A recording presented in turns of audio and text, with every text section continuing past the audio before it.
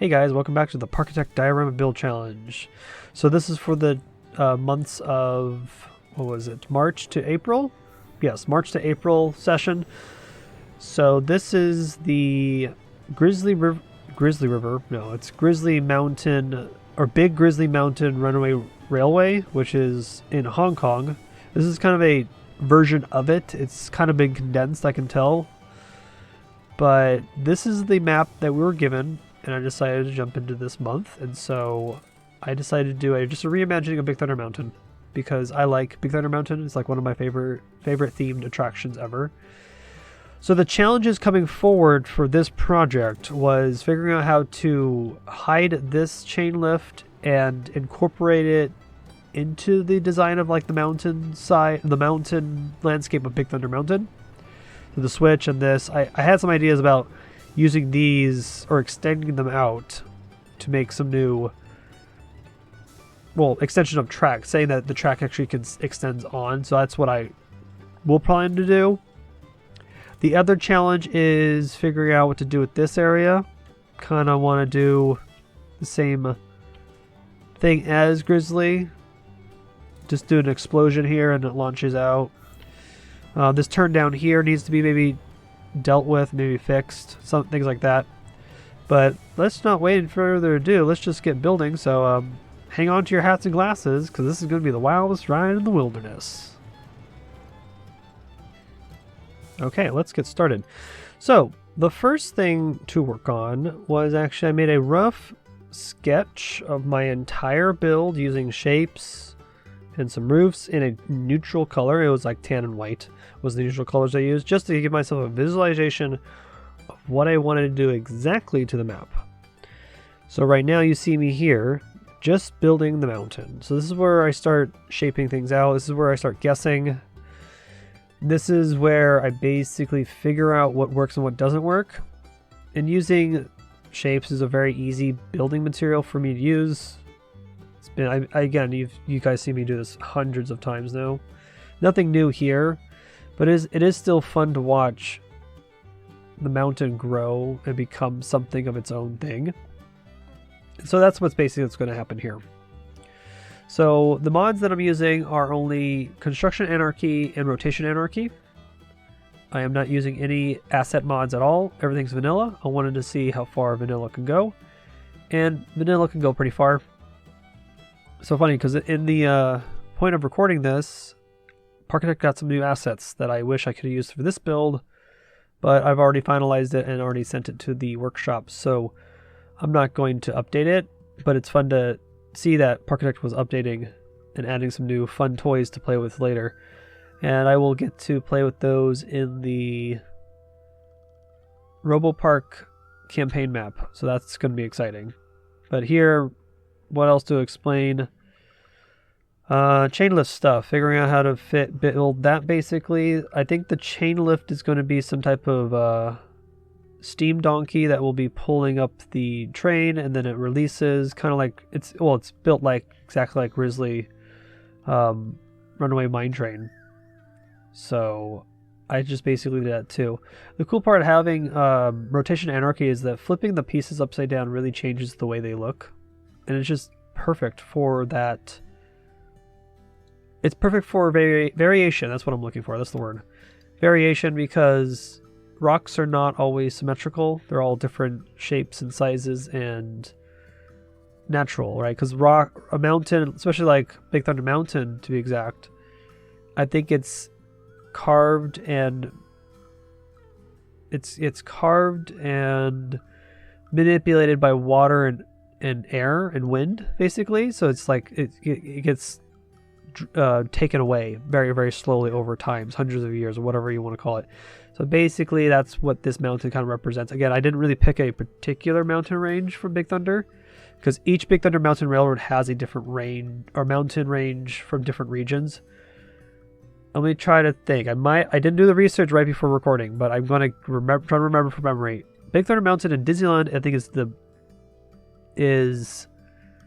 I don't know. I think it might be Utah. I know that Paris might be not Colorado. It would be probably It's a different natural park. Again, I'm butchering this really bad. I probably got this wrong, but my point is each Big Thunder Mountain has its own characteristics of mountain range depending on the region they picked. That's why I love how Big Thunder Mountain looks different from every park. That's why I wish whenever Disneyland builds a new park in its repertoire, they should have a different version of that ride in a different way. So things like that should be done. I don't know. It is how it is. So over here is the Steam Donkey using, what am I using here? Licorice Peaches as cables and some gears. I've got a new wheel in the new update, which I could have used here, but I didn't do it. So it is what it is. And then flipping some of the spiky rocks upside down to give it a different type of look has also been fun. I like doing that. But you can kind of see the mountain kind of getting its own characteristics as I build. I would say building mountains is probably like the most zen thing I can do. I can do this for hours probably. Just build mountains. And I did. It took me, I want to say roughly 15 hours to get all the mountain pieces down. I didn't record all of that because there would be no room on my hard drive at the end of the day, but mostly just using rocks and cylinders to shape out the mountain was a good 15-hour chunk of my time working on that. Placing, kind of, again, there's no strategy in my head. It's just kind of a feel that looks good. I'll keep it. If it doesn't look good, start over. Kind of have to trust your gut a little bit when you're designing things like this. And for how many hours I've already practiced doing it, I have it down. But for like a novice player, like a new player, I would suggest trying to mimic and copy mountains in real life and look at how they're structured. Most mountains are, I mean, again, with Big Thunder Mountain being such a wild looking structure, again, I don't think it naturally could appear, but we can have that sense of disbelief that, yeah, I can believe this can happen. So you could build and copy Big Thunder Mountain Railroad, Matterhorn, Everest. What other mountain range coasters do we got? Cadillac, what was it called? It's from Cars Land. That mountain range is kind of fun to mimic. You could do that. Yeah, see, I think the best way to improve your skill in a game like this is to mimic other players and things in real life as closely as possible. Because perfection doesn't necessarily exist, because perfection is like the eye of the beholder. It's only perfect when I say it's done, or when it's perfect. Like, for example, with this project, I built until I basically let the map say to me, it's done. And I'm like, it's done. I like it. I'm finishing it. So there's some new techniques I did in this round because I had the Transform Anarchy on. And so I wanted to build a roof shed and then diagonal it 45 degrees. And the blueprint system allows me to do that. So I built this regular grid on a empty map, loaded it in, turned it 45 degrees, and then placed it in the spot that I wanted. It's the perfect way to kind of condense the overwhelmingness ability to rotate everything you want, because it kind of was a way to condense my thought process. So I was like, okay, I went with the shed. I want to make it 45 degrees. Building it at 45 degrees by hand probably would have been the most difficult thing in the world, so I did it the easy way. And that's basically what this game forces you to do, is think about the process of your building structures to put together. How do I explain this? It's like there's two ways. There's two solutions to the problem. Basically, I want a 45 degree cabin or shed.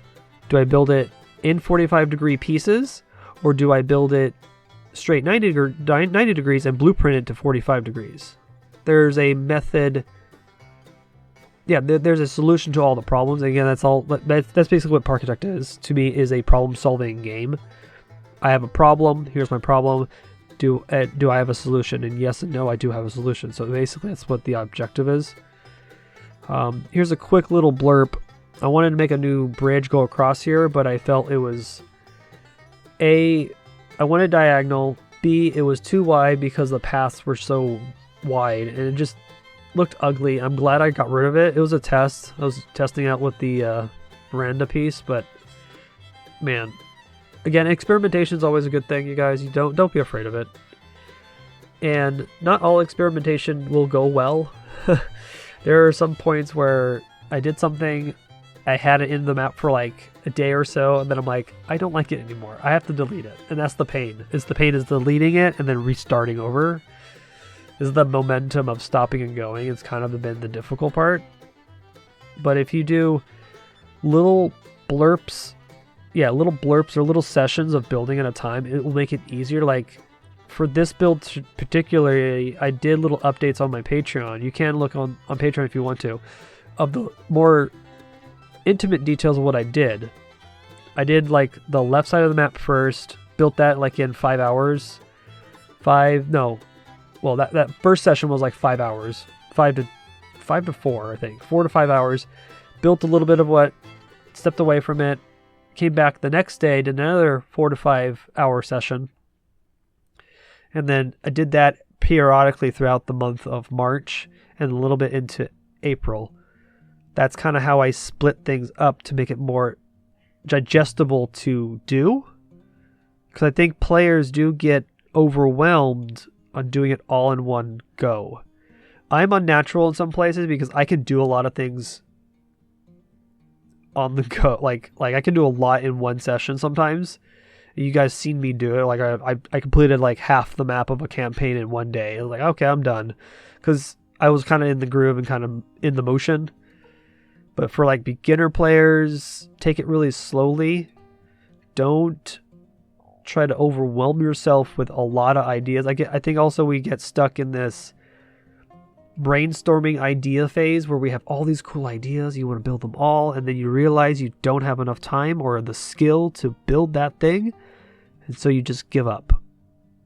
So I think the main lesson in all of this is that when you want to build a project of this scale, you want to do is pre-plan, reference pictures up the yazoo, like a lot of reference pictures of your idea, and then do small build sessions and then break sessions in between those sessions, right? You do a session of 4, maybe like 3 to 4 hours, play something else or go read a book, take a walk around the park, then do another build session, then another break. Kind of make it into your schedule of your day. Will make it kind of easier to digest. Again, that's my main philosophy of how I do most of these builds, especially of this caliber. But me done explaining how I do this, because I think this is useful information for you guys to use for any build you're working on. Because this strategy of mine can be scaled for any project. Because let's say you were decorating a small little flat ride, you could do this on a smaller scale. You could easily do it. Yes. Again, I think you guys should go experiment, try out this idea of mine. But I should talk about what's happening on screen, because I haven't talked for like almost 10 minutes. So I'm building the mine train station. This is kind of a inspiration of the one from Disneyland and or Walt Disney World's Big Thunder. I'm kind of mixing the two. I don't even tell you yet what this map is going to be named. It's going to be called Thunder Mesa, because Thunder Mesa was the old name for Big Thunder Mountain when they were in the design phase. Because Thunder Mesa was originally going to be a mine train and a log ride combined in the same show building, and it would be like a mesa environment. That's what it was originally Big Thunder was going to be. Then that changed when Tony Baxter got on board and other things like that. So I decided to maybe just change it and call it Thunder Mesa Railroad. That's what we're going to name it. And then just kind of mimic Big Thunder Mountain. I just wanted to make it look like it's like a reimagining, like a different universe made this. Not necessarily Disneyland did it, but maybe something else. So here is a really cool technique. Again, this is going to take up a lot of effort, but I wanted to just do it. I wanted to see if I could make some new shingle roofs with the Transform Anarchy mod. So these are actually scaled down quarter roofs on a grid, and I'm going to blueprint them and then rotate them 45 degrees. This was a pain in the ass. Excuse my language. It was a pain. But it was worth it because it gave me my wooden shingle look. And again, with the help of Construction Anarchy and Rotation Anarchy, it really was something. Because I actually made them angle a little bit so you can see the edges. And then I'm going to rotate them up. So I did one here. Probably going to do the other bit here. Rotate them and then place. Transform Anarchy is a very good mod, but also very finicky with the blueprint system. It likes to rotate things. It likes not to rotate things. It is very weird why it does that. I'm not a programmer, but whoever programmed this is pretty good at their job. They're really good at it, and I'm impressed with it.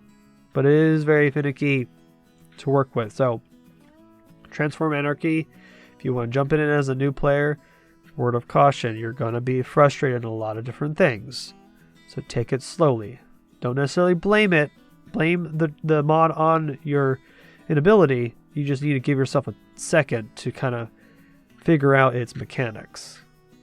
And again, I've already experimented with a Transform Anarchy before because we had Freedom 2K a while ago, and that got destroyed. That got removed. And so we have now a faithful sequel, Transform Anarchy, which I feel has way more features and is a little bit more polished than the last one. So quickly here, I'm going to make the Thunder Mesa Railroad sign. So this is the company sign for the building. It is a very typical copy to the one from Big Thunder Mountain Railroad from New Zealand. So we jump back over to the other side of the map, and I needed an additional mining facility building for the chain lift. So it only made sense to make a wedge tower of some sort, like the one for Big Thunder. So I plopped down some props, kind of experimented, and I didn't like that it was too square and straight. So I said to myself, why not actually make it angled?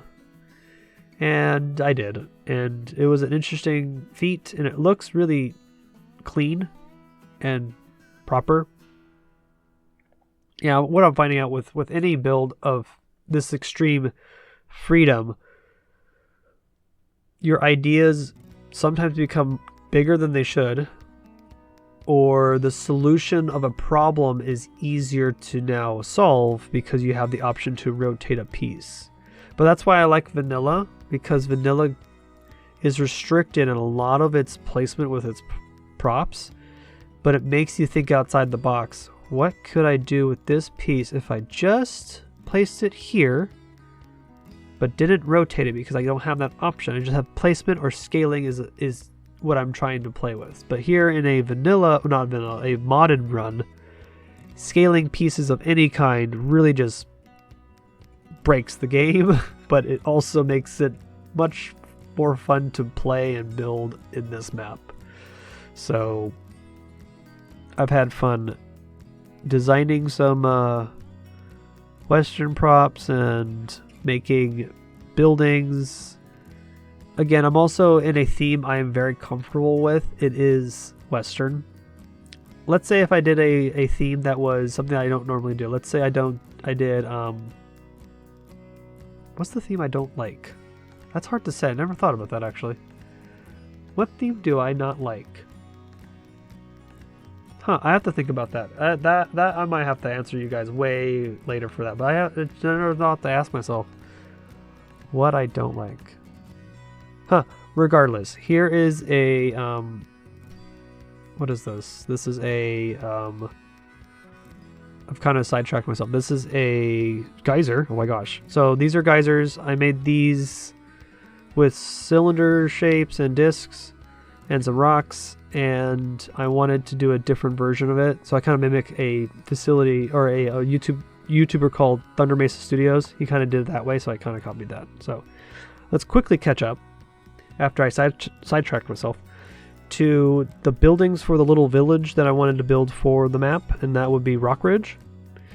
If you guys understand the Rock Ridge reference, let me know in the comments, because I would be super tickled if somebody figured out what I mean by Rock Ridge.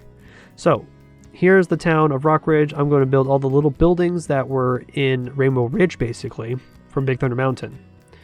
So I did the same technique. I brought them to a new map, and I'm going to build them straight on the 90-degree grid because it's easier for me to build. And then I'm going to blueprint these buildings individually and then plop them into the map to kind of give them that crooked and diagonal shape that I wanted, right? That's what I want to do. So this is the Thunder Mesa Saloon. Mr. Stanley there's my scale for the build. Typical things like that. This little structure here is going to be the barbershop slash, I think, hotel. Again, these buildings are not realistically sized. Again, that's what I think I love about Rainbow Ridge when I looked at it at Big Thunder Mountain. Again, I had all these reference pictures, and I watched a whole bunch of videos of Big Thunder Mountain Railroad. It's you can tell that no one can actually live in these buildings, but it's kind of a cool way to design. Again, the buildings were designed from the original Mine Train Through Nature's Wonderland, and Big Thunder Mountain took those buildings and repurposed them for Rainbow Ridge. So I'm kind of paying homage to Nature's Wonderland. So that's kind of what I'm doing here. But the typical thing with a Western building is that they're very square set. They have these large front paneled front of the building, kind of like where you put the sign and the name of the shop. You got very detailed very detailed borders. Got some interesting decorational on its doorposts and its pillars. It's very interesting and just Western. I mean, again, Western buildings are very easy to kind of mimic, especially in Parkitect, because everything is a square set system, grid. So that's kind of what I did here. But you can tell how everything's shaping up. It's so funny because now the veranda that I used could be colored now because we just got that update in 1.10. So I'm excited to mess around with those pieces again in a new build. Maybe if I did a Western build again. I do have, how many campaign maps do I have left? So I'm doing Robo Park soon. I have Zalgonio, and then 10 more. So I have 11 maps to go through still. Western can still happen again, but I don't necessarily want to repeat myself. But that wooden veranda piece could be used for other themes that uses wood, but I love the idea I can change the color now. I'm super excited for the new stuff. This little shop is just a very generic supply shop. Didn't do anything special with it, just kind of made it. And then I did additional 3 shops. So I did 6 shops in total, but I did sessions of 3 shops each to kind of help me digest what I was working on. So this shop is going to be more like a stucco building with some wooden accents on it. And this one has a balcony that actually extends out that is not supported by pillars below. It's actually supported by the wall itself. So a different technique. Kind of looks weird and lopsided. But again, I copied most of these buildings are copied from, they're basically copied from the images that I took. You can Google not Rock Ridge. Well, you can Google that. You can find out my reference. But you can look up Rainbow Ridge and see what I actually did. I did some inset windows to kind of give it a different look. Again, these are superly detailed buildings, and most of the things you'll see on it, you won't see it all, but it's kind of funny that I have them there. So this is the assay office. This is where you go and bring your gold in and get paid for it, basically. Or you weigh it. I think that's what you do. You get it weighed. What was the next building? I think this is going to be the dance hall. Yes, this is the dance hall. This is like another saloon type of place, but it's more for dancing. So again, do you honestly believe this is big enough for a dance hall? It is not, because look how small it is. But it's kind of funny how all the buildings in Rainbow Ridge were kind of suggesting they're bigger than inside them than they are. It's so weird. Again, just doing some different shape shenanigans, some window insets, and then I call this one the Gold Star Dance Hall, a different name than it is in Rainbow Ridge. I think it's called the Golden Nugget Dance Hall. Yeah, I think so. That's what it's called. Yeah. So there's a big giant star. Oh, I have a new star piece now. I don't have to use the text version, but the text version is clean though. Huh. This makes me think all over the place, doesn't it? Man. So here is the last building. This is going to be the general store. This is the more of the bigger buildings, actually. I think it's one of the biggest buildings in the town. Yeah. Because it is the general store. It has a whole lot. Has all the mining facilities, the mining stuff that you need. You got food, you got canned goods, you got wagon replacement parts, things like that. So it's just a generic general store. I put some junk in front, the things that they sell. It's going to be called the general mercantile. Yep. I think it looks nice. It looks really clean. And then here comes the actual placement of the town. And this actually sits on top of the launch section for the ride. There's a way to kind of hide it. So that's what I chose to do. And I'm just going to place down some paths and then figure out what sits perfectly and then kind of incorporate them into the landscape by adding some burial ground, some rocks, filling in the mountain that's behind them, and then call it a day. Making it all diagonal in different places really makes it look more natural and kind of hides the grid in Parkitect. And that's kind of the objective, especially with a mod like Construction Anarchy and Transform Anarchy. It really is to break up the grid. But I still have to use the grid to place my things, so that's the hard part. But yeah, there you go. There's the town of Rock Ridge, because it literally sits on top of rocks, doesn't it? Yeah, it looks really nice. There have been the texture on the path is cookies, if you already didn't notice. I did that. I made custom lamps already that I used to plop down with blueprinting. And then the next step here is to finish my border of my, what's it called? Oh, excuse me. Edge of my map. Now, here comes the last thing. There's a couple things I skipped in my recordings, but you'll see in the live view. This is the last thing I wanted to build, was a dinosaur skeleton for one of the turns. I forgot which turn it is. I think it's the turn right before the chain lift. And so I decided to build a T-Rex skeleton skull head out of cubes and angled them to make that shape, and then did this tri-fold technique to kind of brush it out and then fill in the gaps with more cubes, and then there you go. I have now a skull head. And then I wanted to experiment with teeth. I was going to use some of the text engine using the semicolon. Is it the semicolon or the parentheses? So parentheses. That's what they're called. That didn't work out. They didn't look sharp enough, or they didn't look proper, because they have this weird effect when you look at them at a certain angle. So I didn't like that. And the Transform Anarchy model was having issues with rotating blueprints at a certain degree. Like here, I will place it at an angle, right? And then it would place it straight. I think it was bugging out, so I wasn't really sure what to do. So I switched my tactics on making the teeth strawberries. And then the other problem was trying to make my jaw.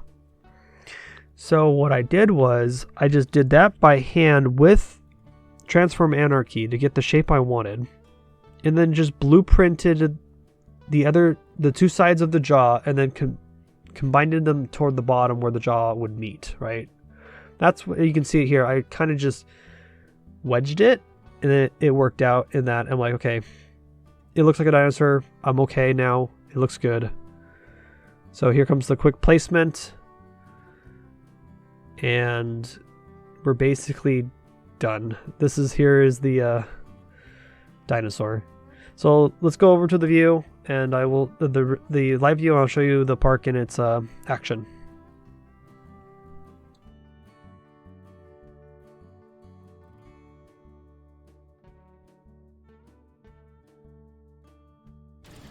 Okay, welcome to Thunder Mesa Railroad. If you already haven't noticed, there are a whole bunch of sounds happening, but I will explain what I did also, because there's a lot of other things I didn't record. So to make this map even more lively, I added some actual sound effects with the speakers. And so, for example, if we sit here and wait for a train to go by, it will feel like the trains are running by. Yeah, there's a whistle, there's an explosion.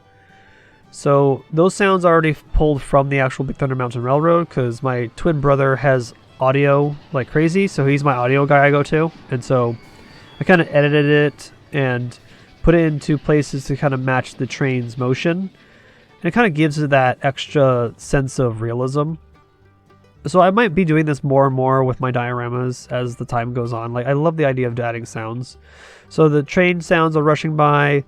There's a chain lift sound over here. You could hear it just chugging away. I should have made a spark sound happen, or like a snapping sound, but I couldn't find anything that was suitable for my needs. So it just kind of stops. But you can kind of hear the trains just rushing around. Yeah, it just feels proper. The favorite thing that I loved that I added was the end scene here with the explosion. So the train goes in to the dynamite caution in blasting area. Blasting do not enter. And we just have to wait for it to happen. So the train's... Okay, I can hear the train leaving. Here we go. Explosion, fire, smoke, train rushes out. And then the train does one more whistle into the final helix, into the brake run.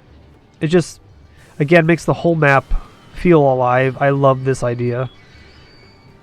The only sounds I didn't add was the sounds of the town. I didn't feel like that was necessary, because there's already a lot of sounds going on now. So let me show you what it looks like at nighttime.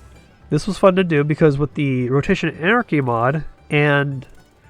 Yeah, Rotation Anarchy, or Transform Anarchy, actually. It's not Rotation Anarchy anymore. Transform. I can angle the lights now and make actual, lights. So, there's the mountain. Man, you can just hear the sounds of Big Thunder just from this distance, which is kind of weird. But this is the map as it is. Looks pretty snazzy. So, this is Thunder Mesa Railroad.